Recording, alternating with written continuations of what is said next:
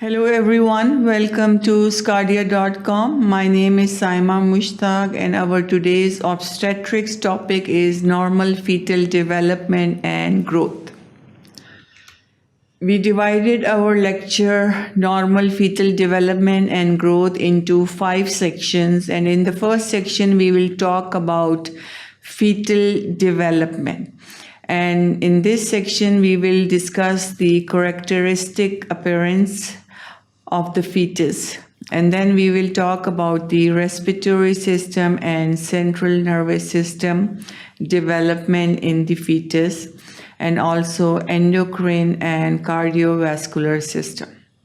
In the second section we will talk about the development of fetal organs, and we will talk about the development of kidneys, gastrointestinal tract, and also about liver, pancreas, and gallbladder.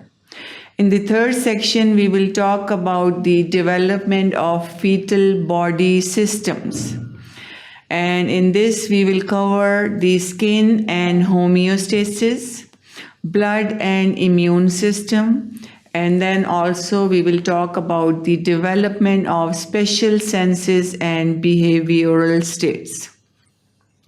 In the fourth section, we will talk about amniotic fluid, how amniotic fluid is formed, how much is the volume of amniotic fluid, and what's the clinical significance of amniotic fluid volume.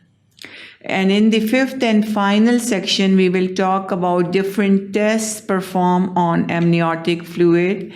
What's the clinical significance of the test performed on amniotic fluid?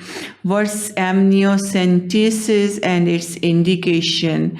And what's the estimation of fetal lung maturity and how it is performed?